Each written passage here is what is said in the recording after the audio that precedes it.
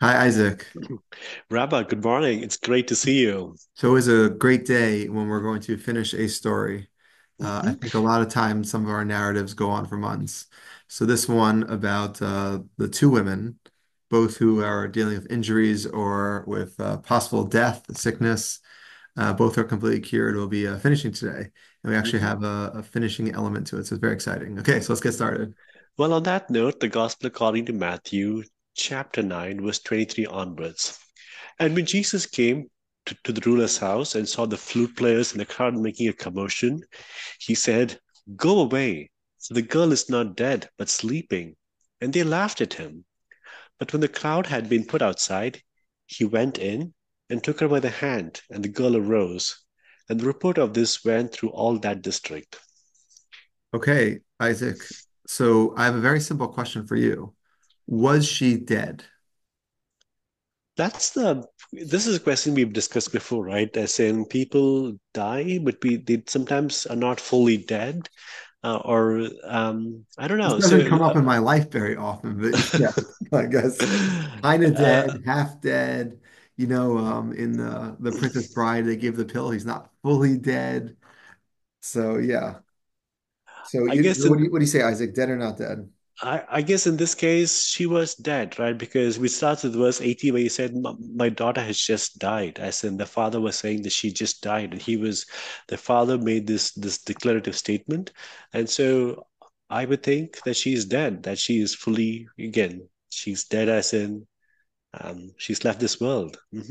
Right. And we noted earlier that in the gospel parallels, she may not be dead, right? So in Mark 5:23, my little daughter is at the point of death. Come and heal her. And also in Luke, it says in 8:42, for he had only a daughter who was dying. So she's not quite dead in the other two stories. So I feel like Matthew has the most exciting story. Healing a sick person, good. Healing a dead girl, better. Better. So I guess the question is, let's just take Matthew at face value and say that my daughter has just died, come and heal her. What is Jesus doing? It's totally unclear that if Jesus is coming to the girl's house and says the girl's not dead but sleeping, does he mean that metaphorically? Is he trying to teach some deeper message here? Or is it that she is or is it that she's not really dead and they just misunderstood the situation, which would make sense considering Mark and Luke. Okay. So do you have a take on this, Isaac? Otherwise, we'll just go forward. Well, I think in this case she was dead, right? I mean, yeah, I know the other gospels might have different versions of this. She was sleeping, Okay, but I so think Isaac says she's dead. So why is Jesus yes. saying she's sleeping? Well, so um, that's a good point. That's a good point. They And literally laughed just like you're laughing now, and they laughed at him they and laughed at him. thought he That's was right. like a crazy person. Because if anything, they should be able to differentiate between a live girl and a dead girl. hmm So when he says she's sleeping, right, was he trying to say that there is still a way to get her back to life again? And so Oh, was he using oh, sleeping as in she's not as in literally sleeping, but in the new kingdom and this heavenly kingdom which he keeps talking about, the people don't die. Was he alluding to that? But I think for all physical purposes, she's dead. As okay, one second. You in made so this. many points there. So you're not saying that I'm saying me, I said the metaphor route, and you're saying not the metaphor route. Maybe that sleeping is not really sleeping anymore because no, like in the messianic times, maybe there'll be resurrection and no one will die anymore. So what anyone who is dead, it just actually is a form of sleep because they're going to rise again. That sounds like you're saying. So that's Mhm. a very interesting. So we'll explore that option, but as an immediate defeater of that. I think we'll note that not everyone dies after this. Like we're living 2,000 years later. There's been billions and billions of more death. So this kind of new kingdom that you're describing just was really never manifest. So I know we spoke about this, maybe that something is manifest only during Jesus' life or not. But if it's the route you're saying, it's kind of hard to picture because there's lots of death after. Okay. So what I want to do today is twofold. I just want to talk about maybe a side point of the flute playing because I found that personally to be very interesting. And then second, we'll talk about the sleep. So let's start with the flute playing. One thing that we noted earlier is that there were both these stories in 918 through 926 are both women dead slash sick stories. And I think what's interesting about this is that when the flute players came and the crowd came, when do you expect a flute player to come play a flute? It's a very simple question, Isaac. You're going to a dead relative's funeral and you hear flute playing. When would the flute playing take place? Yeah, I didn't. So flute playing was not common in the culture I grew up in, right? I mean, people played Okay, this at a music. I'll use the word music. music instead. Yeah, probably at a wedding, at a joyous occasion, maybe people play a wedding now. But I also know at certain again places when people die, people do sing songs, Right, they play dirges for sure. and that involves music, right? And so, uh, So generally, there's this big English word. You have keening, which is the action of wailing in grief for a dead person, or sometimes you have wailing, yelling out. Sometimes you have hitting. Sometimes you have clapping. Sometimes you have singing. Sometimes you have dirges. There's all these different kind of actions that people take around the dead. And I think if you imagine in a movie, if they're going to show a funeral procession, you would have mhm, sad music. And if anything, if it didn't have sad music, it would be surprising. So what we see in Jewish tradition is that a lot of times women played the role of the singers and articulators of music and or poetry and or inspirational words mhm, during the time of someone's death. So for example, if you check out Judges 11:37 to 40, mhm, it's talking about the famous story of Yiftach. I don't know how to say it in English. Maybe Jephthah. I don't know, but mhm, Yiftach, where he promised that if he wins the war, then his daughter will be alone forever in a room or offered as an offering.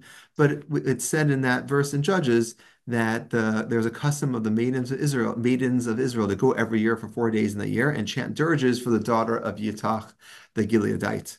So we see that maybe that story is special that it was a maiden who was a woman who was isolated, and maybe the other woman went because that was more the socially acceptable separate the sexes kind of attitude. But then we see also in 2 Samuel's 124, we see the custom of women gathering to mourn and bewail the death of a young woman is echoed in the dirge chanted by David over Shaul, over Saul and Jonathan, Jonathan. And it says, Daughters of Israel, weep over Saul, who clothe you in crimson and finery, who decked your robes with jewels of gold. So over there we see again that there's this connection that daughters of Israel, that is the idea that the women are the ones who are singing. And I just want to note that because this is such a women dominated story that we're seeing in Matthew. But when you think about it, it's still a little unclear what's happening. So I want to show you one more source. There's one like super famous source in the Talmud. It's in Moed Katan 28b, and I'll just read it to you really quickly. It says, on certain days when you're not allowed to mourn, women are still allowed to wail and grief over the deceased, but they may not clap their hands in mourning. And that's would have been another kind of mourning, clap or beat themselves. Rabbi Yishmael says those who are close to the bier may clap. So it sets up that women are always allowed to wail, but they're not allowed to do this clapping. And someone else says if you're close enough to the bier, to the casket, then you're allowed to. And then it goes on and it says certain festivals you're allowed to lament, certain ones you're not allowed to, but it explains what is considered Inuit, what's wailing. That is when they all wail together simultaneously. The women join in voice together and they get everyone to kind of sing along in a sad song. And what's considered a kina, lamenting, that is when one speaks and they all answer. I say something and you repeat after me or you respond to what I'm saying. mhm, And it goes on. But then I just want to give you one more line where the Gemara then comments on the Mishnah. What did they say? And they give examples of woe to those departing, woe to those returning the pledge, returning their soul. And then it goes on and says, it gives you several other examples of what they'd say. And it said, for example, wrap and cover the mountains in mourning, as the deceased is the son of the high and distinguished. So we give someone enigmatic stuff to try and make you feel sad, to kind of get you in the moment. So this is something that was chanted by women, sometimes back and forth, sometimes out loud. So what we see is lots of examples of people who would sing or possibly clap or beat themselves when they are close to the bier at the funeral. So Hmm. now I want to look at our story now, and I want you to notice something very closely. So either this girl, this young woman of possibly 12 years old, is dead or dying. Hmm. So when Jesus came to the leader's house and saw the flute players and the crowd making a commotion, he said, "Go away, the girl's not dead." So I personally found it very weird that literally it sounds like she died moments before. It sounds Hmm. like when the father went to get her, he's saying, "My daughter just died. Come and lay your hand on her, she'll live." And yet the music is already playing. It sounds like they're already within the process of making sure to get her buried, to go into the situation of carrying her casket or moving her. So no matter what, you wouldn't bury her for 1 second. You still would need a couple moments. You need to hire the flute players. So I found this very surprising. Like, where did these flute players come from? Because even if you want to say that there's a tradition for women to mourn and lament, as we see in Jewish tradition, and there's a tradition to walk the casket out, there's a tradition to sing. How did this happen so quickly? So it seems to me that one of the reasons that this is happening so quickly is because we already talked about how this is either the leader of the synagogue or the leader of the community. And it sounds like there might have been, we talk about this with Jesus, some fake emotions happening there a little bit. So why would lamenters or singers be found at a very rich person, leader of the community's house right away? Because they're kissing his butt, right? They're making sure, like, oh, you have a death. We're going to immediately respond. I don't know right words emotionally, but respond to your situation. We see this in the philanthropic world a lot. That when a rich person's kid dies, everyone shows up at the funeral. Where a more poor person, like, like, what am I getting out of it? A lot of times, you're getting a lot of benefit by going to someone's funeral. Hmm. And I think that we see this, that the flute players and the crowds, everyone's there. Even before Jesus kind of gets there, there's a lot of people there who are just, Jesus came to the house and he saw the crowds were making commotion. Why were the crowds there, ready? Because it sounds like there's some obsequiousness taking place. So that's one attitude. You're a very rich guy, there's a fake thing. Another possibility, So we yeah. should raise the question, right? He was rich. Jesus, in a way, has been subversive so far. He dealt with people on the margins. Why did he go to rich man's house? I want to, Well, say, time out. I don't think it's completely accurate what you're saying. So when he went to the tax collectors, that was also a very, very wealthy person. yeah, okay. When you say the person on the margins, you're looking at it from a very modern Christian perspective. Fair point, Because right? if you went in the first century and said, "Where's the cool place to hang out, where the best parties are?" I'd say it's at the tax collectors. So I think when he went to the house, yes, it would have been anathema for someone who wants to be in a normative Jewish experience. But Jesus hung out with the people who had the most fun also. The people who were robbing people blind, the people who were having the best food and the best party and the best tables. The Pharisees and the scribes were complaining to him, "Why you hang out with sinners?" But the sinners aren't necessarily the people on the outskirts of the community. Hmm. So I think this person would have been the definition of the person on the inskirts of the community, the person who Okay, would yeah. have been part and parcel of the community. So one possibility again is that they're acting obsequious. Another one is that this we don't have any documentation of this. This might have been a pre-mourning ritual. The second someone dies, usually especially in Israel, even today they bury someone generally within 24 hours of them dying. And then maybe the rites were that when this person died, they are already start playing flute and people go to the bereaved house in order to offer their wishes. Usually, I feel like this is not something that's normal because usually you wait till the person's dead. You let the family. There's a status in Judaism called onen, and onen is someone who between the death and the burial, a person is going to sound funny, is completely, according to Jewish tradition, completely exempt from all positive commandments because you have to deal with your dead. The person has Mhm. to deal with it. So I find that the fact that this person, the leader of the synagogue, wasn't dealing with his dead, he's trying to make them undead, try and make them alive. But it could be that the pre-mourning ritual started, which Jewish Mhm. tradition generally doesn't have this. I couldn't find any other examples of this. So I think this is an outlier, and I'm not sure why it exists. So it might just be he's very rich and is outlier, and it could be that when they wrote this, they didn't really have access to exactly what happened. They assumed this is what was happening. The last option, this is an old ritual that I never heard about. It could be that some people would have done this back in the day, but it definitely stands out to me when you read this as something that is exotic taking place. And I think it's important to note that this flute playing and the music is taking place and there's commotion. And this is something that is both possibly an affluent person, but a weird situation. So that's the first point. The second, so that's the end of that part. The second point I want to make is that when we see the girl is sleeping, we actually do have an example of this from Acts. And I know we don't quote Acts so often when you and I talk, but why not? So in Acts, we see I literally can't exactly remember where, but we see that when James was killed by the crowd, Hmm. I don't know if you, I think it was Acts is at verse 59 and yeah, that's it, verse 59 and 60 in chapter 7. So you could skip the whole argument between Stephen and the early church and what was taking place with the Pharisees and the arguing. But it says in verse 59, and they stoned Stephen, calling upon God and saying, Lord Jesus, receive my spirit. 60, and he kneeled down and he cried with a loud voice, Lord, lay not this sin on their charge. Very humble guy. Even people are killing him. He's saying, don't worry about When it. you And when he had said this, he fell fell asleep. asleep. So it could be he went to a coma. It could be he went into a situation that he was not responsive. I feel that most people feel that and he fell asleep means he died. That would be he's generally viewed as the first martyr, right? He's such Hmm. an important And person. I can see why they use fell asleep, right? Because they didn't, again, they believed in the resurrection, and so like Right. So death is you're not saying that. final. And don't forget the reason he kneeled is because he was stoned. So usually people don't fall asleep from stoning. Anyways, so we see that sleep is used a little ambiguously there. So you're saying it's just used as a synonym for death. We see Jesus is not using it that way though, because then Jesus should have said when they said he said the girl's not dead but sleeping. He should have winked. They should have winked, and they should have moved on. Like, what is Jesus trying to accomplish there?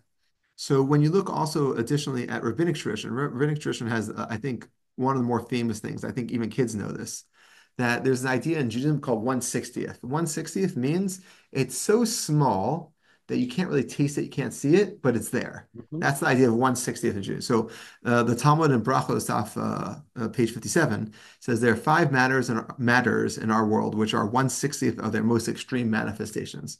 They are fire, that they say that the fires of hell can be experienced in this world at 1/60th level. So if you touch a fire, that's 1/60th of how strong the fires of hell will be. They Hmm. say the Sabbath, that the pleasure and the rest that you experience on the Sabbath is 1/60th of the pleasure and rest and amazingness that you'll experience in the world to come. And then the one I want to show for you is that they say sleep. They say sleep is 1/60th of death.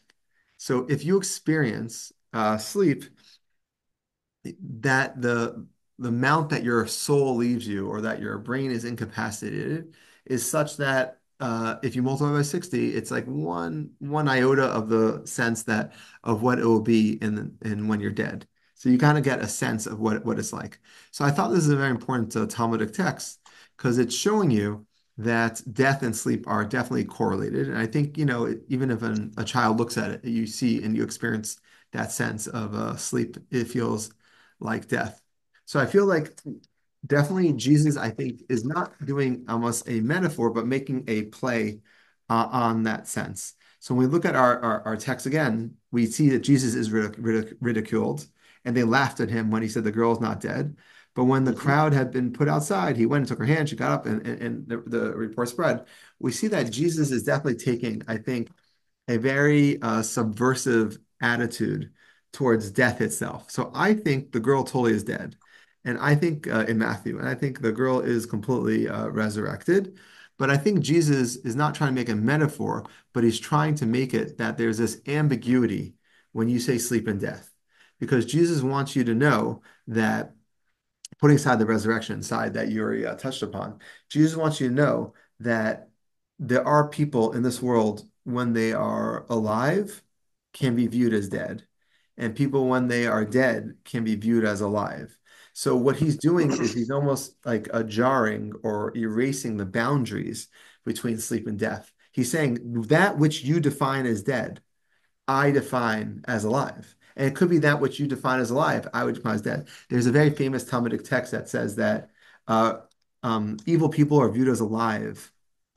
And so that criteria, right, of who's alive and who's dead, he what is his criteria? Is it more his subjective criteria, as in only Yeah, he so I don't does? think he's again like I think the question is too strong. You can't just say that. First of all, he's a miracle worker. He resurrects. So there's no problem if she's sleeping. There's no reason for him to say she's not dead. He should have said, I'm a miracle worker. I'm Jesus. Go team. She's dead. Now she's not. That's amazing. And you and I have been like, great. That's very impressive. But instead, he says she's sleeping. If anything, that undermines his miracle that he's doing. But so the question is, why would he undermine the miracle he's doing? So I think he's trying to make this very subversive and interesting point. As I mentioned, there's a Talmudic text that says that the righteous, even their death, are viewed as alive, and the evil, even their life, are viewed as dead. So I think that's the kind of point that's being made here. That Jesus is saying that which you people see as dead, I don't see as dead. That which you people see as alive, I may not Yes, see as yes. alive, because that Talmudic text is pointing that the evil people are missing the point of the world and are going off on their ways, and they cannot enter the kingdom of heaven because they're not kind of living that lifestyle. So Jesus is saying that the actual perspective that you guys have is inherently faulty. And I think it's really interesting because there's a crowd there and they is a whole people there. But he actually said, "Go away. I want to go take care of this privately." So he's not the actual point that he's making is not that he resurrected her, if you look close. He would never say in verse 24, "Go away," for the girl is not dead but sleeping. They laugh. Then it says, made a point, the crowd went outside. Jesus wanted to make the point that it doesn't matter if he resurrects here. That's not the point of the story. The story goes out of its way to say the resurrection is not the point. The point of the story is that they misunderstand dead and sleeping. They misunderstand how to perceive the lines between two. And I think in general, for you and I, the lines are so clear. Dead, alive, like I should be able to perceive immediately and articulate if someone's dead or alive. But Jesus wanted to say those lines aren't so cool and aren't so clear. And if you think about the nature of Jesus, how he would have seen the soul itself, it's not clear, right? What does it mean that your soul inhabits your body or your soul doesn't inhabit your body? What does it mean that you're sleeping? Is your soul, there's a rabbinic tradition that your soul leaves your body when you're sleeping and goes up to heaven. So when you're sleeping, is your soul with you? So I think Jesus, who's very soul focused and very worried about like almost the metaphysical or theological world, So would what have he's saying is wanted the to mar these divisions. yeah. So what he's saying is the focus of this was not that she was raised from the dead again, but he's saying the focus of this is that he's saying I have different definitions of who's alive and who's dead. And he makes a point of that, right? He makes such a clear point. He says, "Go away," very harsh, and then he says, "When the crowd had been put outside," he didn't want anyone to see it happen. Generally, it's the opposite. Jesus is okay if people seeing things happen. Hmm. So even if you look at the last story, Jesus turned and seeing her, "Take heart, daughter, your faith has made you well." But he touched her cloak, but he didn't say, "Okay, everyone outside." It wasn't this big deal. This one, there was a group there, and he made sure to isolate the girl by herself before he dealt with anything. And in this, there's no record of him taking any of his disciples with him, right? As in saying that he went, the crowd went outside. And it's There's no interesting, again, right. I think this is specifically Matthew points because Matthew's the only one where she's dead. So, for example, if you look in Mark, I don't think he made the crowd go outside. She had heard about Jesus and came up behind him in the crowd, touched his cloak, blah, blah, blah. Yeah, because the girl's alive. He's saying you healed her. There's never a sense like he could interact with her the whole time. Yeah. So I don't think that sense is the same. She declared in the presence of all the people why she had touched him, and well, your faith has made you well. Anyway, so I think that Matthew doesn't want the crowds because that's not the point. Anyway, so I think that's a very interesting to note how Jesus is trying to accomplish that. Okay, Isaac, anything to add? Oh, Rabbi, this Yeah. is great. I think in a sense he's changed the focus. It's not about the miracle work, it's not about resurrection, but he's changing the definition of who's alive and who's dead, of who's alive and who's dead. And so uh, that anyway, that's something to come to think about. Yeah, again, I think that Talmudic text that says the righteous are alive even in death. also like it shows you it mars that kind of separation where Mhm. you see that how are people alive when they're dead? How are people dead when they're alive? So it's such a famous, I think, attitude that the righteous are called living even in their death.